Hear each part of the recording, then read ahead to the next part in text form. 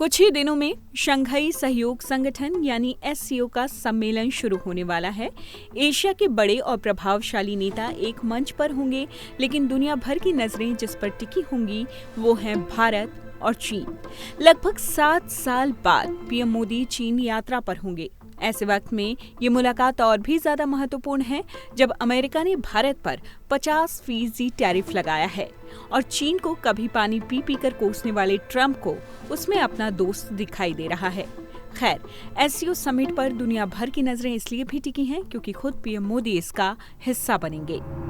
चलिए जानते हैं क्या है एससीओ, इसका लक्ष्य क्या है और कब कब इस संगठन में उठे मुद्दों और परिस्थितियों पर भारत ने अपनी असहमतियां जताई हैं। सबसे पहले जानते हैं कि आखिरकार एससीओ यानी शंघाई सहयोग संगठन क्या है। शंघाई सहयोग संगठन या एससीओ की स्थापना 2001 में हुई शंघाई में। इसकी शुरुआत एक क्षेत्रीय सुरक्षा समूह के तौर पर हुई थी जो चीन, रूस और मध्य एशियाई देशों को एक साथ लाता है। आज इसके 9 सदस्य हैं: चीन, रूस, Bharat, Pakistan, Kazakhstan, Kyrgyzstan, Tajikistan, Uzbekistan और ईरान। अब आते हैं एससीओ के प्रमुख लक्ष्य पर। इसके मुख्य लक्ष्य हैं क्षेत्रीय सुरक्षा, आतंकवाद निरोध और आर्थिक सहयोग। चीन और रूस के लिए इसे अक्सर पश्चिमी गठबंधनों के प्रतिकार के रूप में देखा जाता है। अब समझते हैं कि इस एससीओ में भारत का रुख अब तक क्या रहा है। भारत वक्त वक्त पर इसमें उठे मुद्दों को लेकर अपनी असहमतियां जताता रहा है। 2017 में शामिल होने के बाद से भारत कभी भी निष्क्रिय सदस्य इस संगठन का नहीं रहा। उसने आतंकवाद, संप्रभुता और संपर्क के मुद्दों को उठाने के लिए एससीओ के मंचों का उपयोग किया, लेकिन भारत ने असहमति भरा साहसिक कदम भी कई दफे उठाया, भले ही उसे इसके लिए अकेले खड़ा रहना पड़ा हो। कई शिखर सम्मेलनों में भारत ने चीन के बेल्ट एंड रोड इनिशिएटिव यानी BRI का समर्थन करने वाले एससीओ घोषणा पत्रों का समर्थन करने से इनकार कर दिया।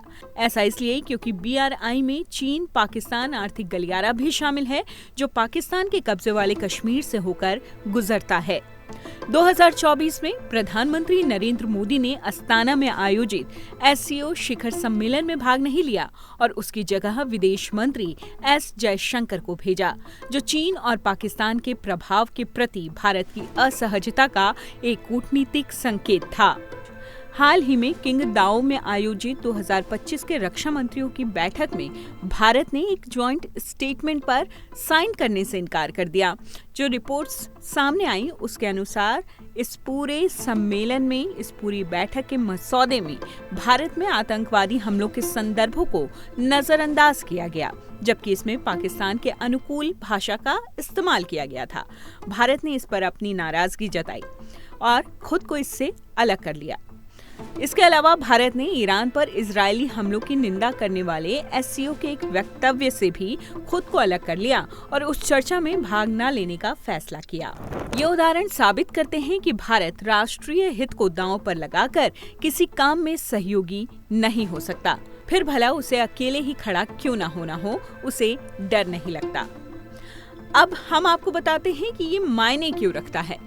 दरअसल इस साल का एससीओ शिखर सम्मेलन सिर्फ एक कूटनीतिक आयोजन नहीं है।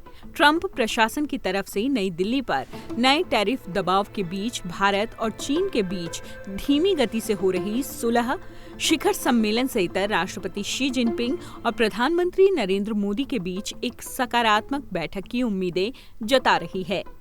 तो सवाल यह है कि ये समिट नई दिल्ली और बीजिंग के बीच नए रिश्तों का गलियारा खोलेगा या फिर तल्खियां बरकरार रहेंगी दोनों देशों के बीच। आपको क्या लगता है? कमेंट बॉक्स में हमें जरूर बताइए।